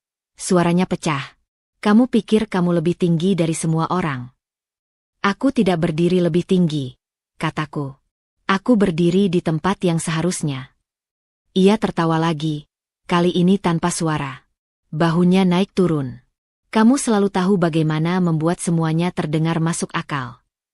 Aku tidak membuatnya terdengar apa-apa, jawabku. Aku hanya tidak mengaburkan. Ia menghentikan langkahnya tepat di depanku. Jarak kami dekat, tapi aku tidak mundur. Kamu menghancurkanku. Aku tidak menyentuhmu, kataku. Aku menyentuh keputusan. Keputusan itu milikku, katanya. Aku yang mengaturnya. Itu sebabnya ia diuji, jawabku. Wajahnya menegang. Kamu menikmati ini. Jangan bilang tidak. Aku menghela napas pelan. Aku menikmati saat aku tidak lagi harus menutup mata. Ia menatapku lama, lalu tiba-tiba memukul meja. Bunyi benturannya membuat gelas di sudut bergeser. Kamu pikir kamu kuat sekarang? Aku melirik meja itu sekilas, lalu kembali menatapnya. Kekuatan tidak diukur dari suara. Ia terdiam, napasnya tersengal. Kamu membuatku terlihat kecil. Kamu merasa kecil karena kamu kehilangan kendali, jawabku. Itu berbeda. Ia mengusap wajah dengan kasar. Aku tidak pernah menyangka kamu akan melakukan ini. Aku tidak pernah menyangka kamu akan memaksaku, kataku. Ia mengangkat kepala, matanya merah. Kamu menikam dari belakang. Aku berjalan lurus, jawabku. Kamu berdiri di jalurnya. Ia berbalik, menendang kursi hingga jatuh. Suaranya menggema sebentar lalu mati. Aku tidak bergerak. Aku tidak memungutnya. Kamu tahu apa yang paling menyakitkan? Katanya dengan suara lebih rendah, hampir putus asa. Bukan hasilnya, tapi caramu. Aku tahu, jawabku. Karena caraku tidak memberimu celah. Ia tertawa getir. Kamu selalu ingin menang. Aku selalu ingin benar, kataku. Ia mendekat lagi, lebih pelan kali ini. Kalau aku jatuh, kamu ikut jatuh. Aku menggeleng. Aku berdiri di fondasi yang berbeda. Kamu pikir fondasimu kebal? Ia menatapku, menantang. Tidak, jawabku. Tapi aku memilih yang bisa diuji.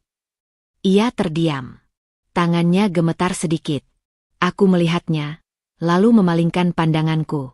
Aku tidak ingin memanfaatkan keretakan itu. Aku ingin ia melihatnya sendiri.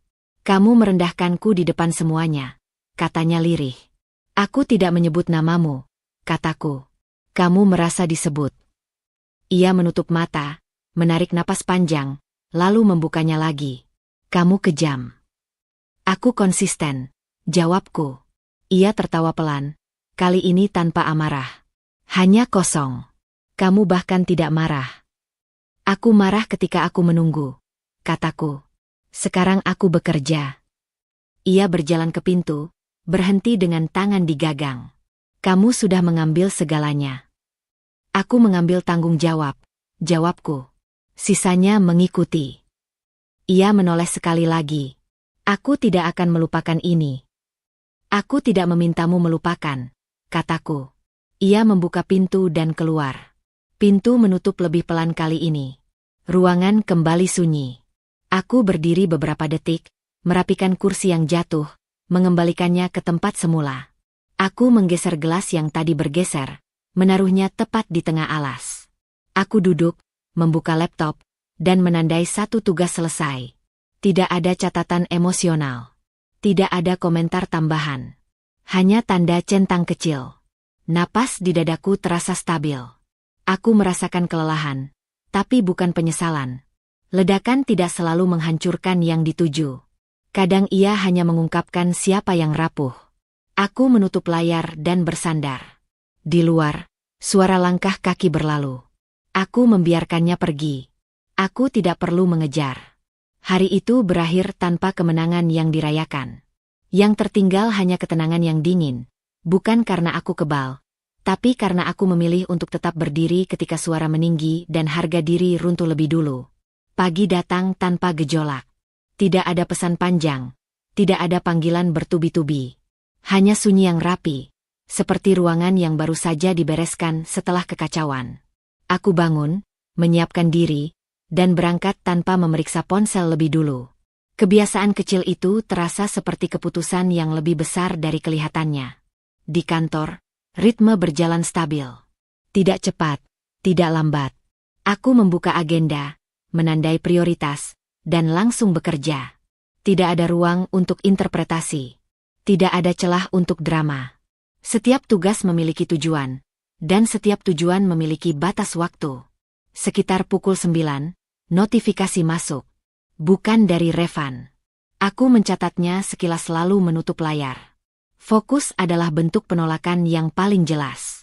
Ketika seseorang mencari reaksi dan tidak menemukannya, ia kehabisan panggung. Aku memimpin pertemuan singkat. Tidak ada emosi di dalamnya. Hanya pembaruan status, keputusan teknis, dan tindak lanjut. Aku memastikan semua terdokumentasi. Tidak ada diskusi yang melenceng. Ketika seseorang mencoba mengangkat isu di luar agenda, aku memotong dengan halus. Kita bahas sesuai konteks, kataku. Yang lain menyusul lewat jalur resmi. Ia mengangguk. Tidak ada protes. Aku tidak merasa perlu menjelaskan lebih jauh. Menjelang siang, Revan muncul di lorong. Tidak mendekat. Tidak menyapa. Kami berpapasan dengan jarak yang aman. Aku mengangguk singkat, lalu melanjutkan langkah. Tidak ada tatapan panjang. Tidak ada kalimat yang menggantung. Aku tidak memberi ruang untuk pembacaan berlebih. Di ruanganku, aku menutup pintu dan duduk. Aku menyusun beberapa dokumen untuk pengarsipan, memastikan semuanya rapi. Kerapian bukan soal estetika. Ia soal menutup kemungkinan disalahartikan. Aku menandai satu berkas selesai, lalu yang berikutnya. Ponselku bergetar. Pesan singkat dari Revan. Kita belum selesai. Aku membaca, lalu mengunci layar. Aku tidak membalas. Bukan karena tidak punya jawaban, tapi karena jawaban akan memperpanjang sesuatu yang seharusnya dibiarkan mereda. Penolakan paling dewasa adalah memilih diam dengan sadar. Sore hari, aku menerima undangan pertemuan lanjutan dari jalur resmi. Aku menyetujuinya, menambahkan catatan singkat tentang fokus pembahasan. Tidak ada kalimat emosional. Tidak ada sindiran. Aku tahu, profesionalisme sering disalahartikan sebagai dingin oleh mereka yang terbiasa menguasai ruang dengan emosi. Revan kembali menghubungi, kali ini lewat panggilan. Aku melihatnya berdering, lalu membiarkannya berhenti sendiri. Aku tidak merasa bersalah. Aku merasa konsisten. Aku sudah menyatakan posisiku lewat tindakan, bukan argumen. Aku berdiri, berjalan ke jendela, dan menatap keluar. Aktivitas di bawah terlihat biasa. Orang-orang berjalan, berbicara, tertawa kecil. Dunia tidak ikut larut dalam konflik pribadi. Kesadaran itu menenangkan. Tidak semua hal perlu direspons. Tidak semua pertarungan perlu dihadiri. Menjelang pulang, aku merapikan meja. Aku meninggalkan catatan singkat untuk diriku sendiri besok. Lanjutkan sesuai rencana. Tidak ada tambahan. Tidak ada catatan emosional. Aku mematikan komputer dan keluar. Di parkiran, udara sore terasa ringan.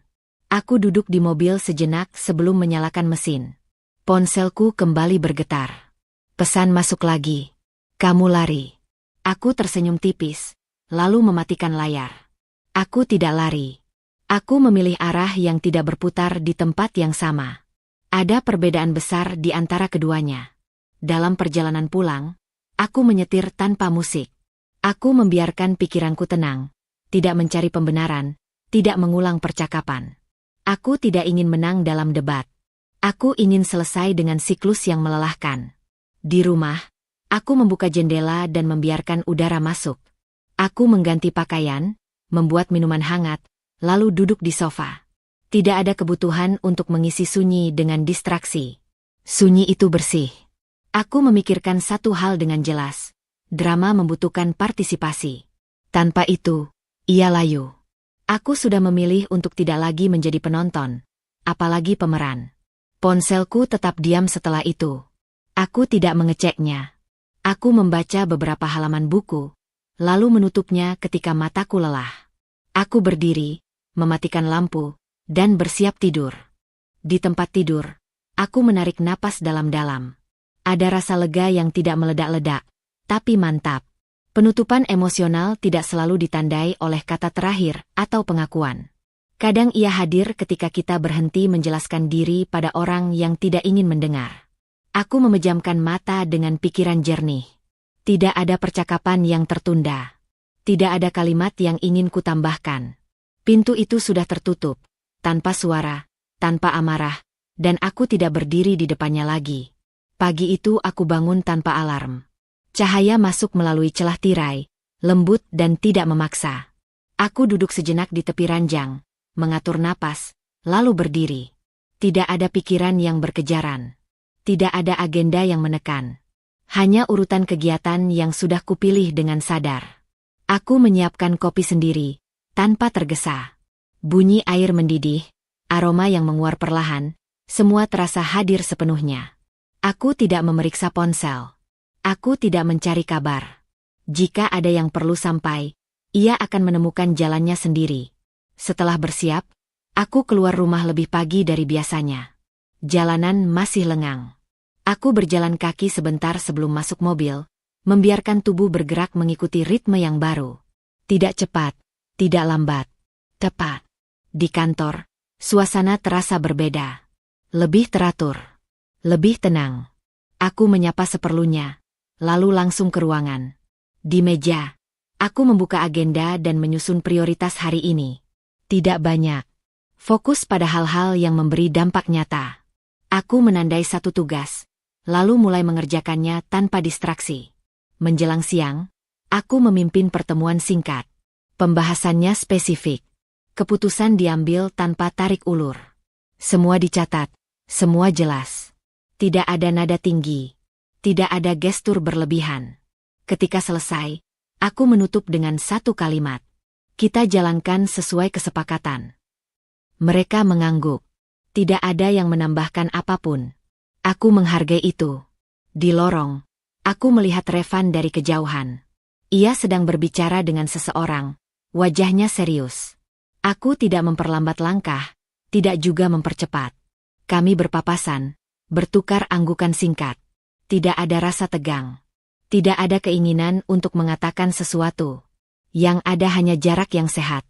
Kembali ke ruangan, aku melanjutkan pekerjaan. Aku meninjau laporan, memberi catatan singkat, dan mengirimkannya kembali. Tidak ada kalimat panjang. Tidak ada sindiran. Aku tidak lagi merasa perlu membuktikan apapun. Hasil kerja sudah cukup berbicara. Sore hari, aku menyempatkan diri keluar sebentar. Aku duduk di kafe kecil dekat kantor, memesan minuman sederhana, dan membaca beberapa halaman buku. Aku tidak terburu-buru. Waktu tidak lagi terasa seperti sesuatu yang harus dikejar. Di ponsel, ada satu pesan masuk. Aku membacanya sekilas, lalu mengarsipkannya. Tidak mendesak. Tidak penting. Aku tidak membiarkan hal kecil mengganggu ketenangan yang sudah susah payah kubangun. Menjelang pulang, aku kembali ke kantor, membereskan meja, dan memastikan semua rapi. Aku meninggalkan catatan kecil untuk esok hari, lalu mematikan komputer. Tidak ada pekerjaan yang kubawa pulang. Aku tahu kapan harus berhenti. Dalam perjalanan, aku memilih jalan yang sedikit lebih panjang. Lampu-lampu jalan menyala satu persatu, menciptakan garis yang konsisten. Aku menyetir dengan jendela sedikit terbuka, membiarkan udara malam masuk. Musik pelan mengiringi, tidak mendominasi. Di rumah, aku membuka pintu, menyalakan lampu, dan menaruh tas. Aku mengganti pakaian, lalu menyiapkan makan malam sederhana. Tidak mewah, tidak rumit. Aku menikmati prosesnya. Dari memotong bahan hingga menyajikannya di piring. Aku makan perlahan, tanpa layar di depanku. Aku memperhatikan rasa, tekstur, dan jeda di antara suapan. Hal-hal kecil ini dulu terasa sepele. Sekarang, mereka menjadi penanda bahwa aku hadir sepenuhnya dalam hidupku sendiri. Setelah makan, aku membersihkan dapur, menata ulang rak, dan menyiram tanaman di dekat jendela. Daunnya terlihat lebih segar dari kemarin. Aku tersenyum kecil, lalu duduk di sofa. Aku membuka buku lagi, membaca beberapa halaman, lalu menutupnya ketika mata mulai lelah. Aku berdiri, mematikan lampu satu persatu, dan berjalan ke kamar. Tidak ada pikiran yang mengganggu. Tidak ada perasaan yang tertinggal. Di tempat tidur, aku menarik napas panjang dan menghembuskannya perlahan. Hidup tidak tiba-tiba menjadi sempurna. Tapi ia menjadi milikku kembali. Aku tidak lagi bereaksi terhadap kekacauan. Aku bergerak sesuai ritme yang kupilih sendiri. Dengan pikiran tenang dan tubuh yang rileks, aku memejamkan mata. Hari ini tidak istimewa. Justru itu yang membuatnya berharga. Aku duduk di dekat jendela ketika pagi mulai terang. Hujan turun tipis sejak subuh, meninggalkan garis-garis air di kaca. Aku tidak buru-buru menghapusnya. Ada sesuatu yang menenangkan dari melihat dunia sedikit buram, seolah memberiku jarak yang cukup untuk bernapas. Aku memegang cangkir hangat dengan kedua tangan, merasakan panasnya meresap perlahan. Tidak ada agenda besar hari ini. Tidak ada keputusan berat yang menunggu. Hanya rangkaian hal sederhana yang akan kulalui dengan kesadaran penuh. Dulu, kekosongan seperti ini terasa menakutkan. Sekarang, ia terasa seperti ruang yang layak dihuni. Aku teringat Revan, bukan dengan amarah, bukan pula dengan luka yang masih menganga. Ia hadir seperti bayangan yang semakin jauh, jelas bentuknya, tapi tidak lagi menguasai pandanganku. Kami pernah berdiri di titik yang sama, lalu memilih arah berbeda. Tidak semua perpisahan terjadi karena benci. Sebagian terjadi karena dua orang berhenti tumbuh bersama. Aku menyelesaikan minumanku, lalu beranjak bersiap. Gerakanku ringan, tidak tergesa. Aku memilih pakaian yang nyaman, merapikan rambut seadanya, dan melangkah keluar rumah. Udara pagi terasa segar, menyisakan aroma tanah basah. Aku menarik napas dalam-dalam, membiarkannya memenuhi dada. Di perjalanan, aku memutar rute yang sama seperti beberapa hari terakhir. Jalan ini tenang, tidak banyak kendaraan. Aku menyukainya. Memberi waktu untuk berpikir tanpa harus terjebak dalam pikiran yang berisik. Aku tidak lagi mengulang percakapan lama di kepalaku. Tidak ada kalimat yang ingin kuperbaiki. Semua sudah berada di tempatnya. Setibanya di kantor, aku langsung bekerja. Tidak ada sambutan khusus, tidak ada tatapan yang mencari-cari reaksi. Aku membuka dokumen, meninjau laporan, dan memberi persetujuan seperlunya. Pekerjaan berjalan stabil. Sistem yang kini berjalan rapi tidak membutuhkan pengawasan berlebihan. Aku belajar mempercayai proses, termasuk proses melepaskan kendali. Siang hari, aku makan sendirian di meja.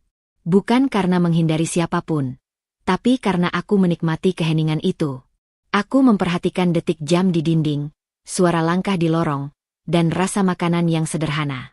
Semua terasa cukup. Sore menjelang, aku menyelesaikan satu tugas terakhir lalu menutup komputer. Aku berdiri, merapikan meja, dan menatap ruangan itu sejenak. Banyak hal terjadi di sini. Ketegangan, keputusan, kehilangan. Tapi juga kejelasan. Aku tidak ingin menghapus jejaknya. Aku ingin mengingat bahwa aku pernah berdiri di titik sulit dan memilih untuk tetap jujur pada diriku sendiri. Di luar gedung, langit mulai cerah. Hujan berhenti. Aku berjalan ke parkiran dengan langkah santai. Saat membuka pintu mobil, ponselku bergetar. Nama Revan muncul di layar. Aku menatapnya beberapa detik, lalu membiarkannya berhenti sendiri. Tidak ada dorongan untuk menjawab.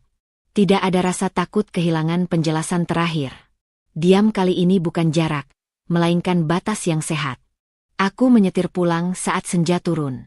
Cahaya matahari terakhir memantul di kaca depan, menyilaukan sesaat lalu mereda. Aku tidak menyalakan musik. Aku menikmati suara mesin dan ritme jalan. Ada kepuasan tenang yang tidak meledak-ledak, tapi menetap. Di rumah, aku membuka jendela dan membiarkan udara sore masuk. Aku meletakkan tas, mengganti pakaian, lalu duduk di lantai dekat sofa. Aku bersandar, memejamkan mata sejenak. Tubuhku rileks. Tidak ada ketegangan yang tertinggal. Aku memikirkan perjalanan yang kulalui. Tentang bagaimana rasa percaya bisa runtuh perlahan. Tentang bagaimana kekuasaan sering disalahartikan sebagai hak. Tentang bagaimana diam bisa menjadi bentuk keberanian. Aku tidak menyalahkan diriku karena pernah bertahan terlalu lama. Aku juga tidak menyalahkan diriku karena akhirnya pergi. Setiap versi diriku melakukan yang terbaik dengan pengetahuan yang ia miliki saat itu. Malam datang dengan tenang. Aku menyalakan lampu, menyiapkan makan sederhana, dan menyantapnya tanpa tergesa. Setelah itu, aku membersihkan dapur, menata ulang beberapa barang, lalu duduk kembali. Aku membuka buku catatan kecil dan menulis beberapa baris. Bukan rencana besar. Hanya pengingat tentang hal-hal yang ingin kujaga, kejujuran, batas, dan ketenangan. Aku menutup buku itu dan meletakkannya di laci. Tidak perlu sering dibaca. Aku sudah tahu isinya. Sebelum tidur, aku berdiri di depan cermin. Wajah yang menatap balik terlihat lebih tenang dari yang kuingat. Tidak sempurna. Ada garis lelah. Ada bayangan pengalaman. Tapi matanya jernih. Aku mengangguk kecil pada diriku sendiri, lalu mematikan lampu. Di tempat tidur, aku menarik selimut dan berbaring miring. Tidak ada doa panjang, tidak ada harapan berlebihan. Hanya satu kesadaran sederhana. Aku selamat dari sesuatu yang dulu kupikir akan menghancurkanku. Dan aku keluar bukan sebagai orang yang keras, melainkan sebagai orang yang lebih utuh. Aku memejamkan mata dengan perasaan mantap. Tidak ada dendam yang kubawa. Tidak ada pembuktian yang kutunggu. Yang tersisa hanyalah hidup yang kembali berada di tanganku. Tenang, jujur, dan cukup. Terima kasih sudah menyimak kisah ini sampai akhir. Jika ada satu hal yang bisa diambil, mungkin ini. Tidak semua hal yang kita lepaskan adalah kekalahan. Kadang, melepaskan justru cara paling jujur untuk menyelamatkan diri dan membuka ruang bagi hidup yang lebih sehat. Dengarkan nalurimu, jaga batasmu, dan jangan takut memilih ketenangan meski itu berarti berjalan sendirian untuk sementara. Aku pamit dengan salam hangat. Semoga kamu selalu diberi keberanian untuk memilih dirimu sendiri, dan kelembutan hati untuk menerima setiap proses yang harus dilalui. Terima kasih sudah menemani sampai di titik ini.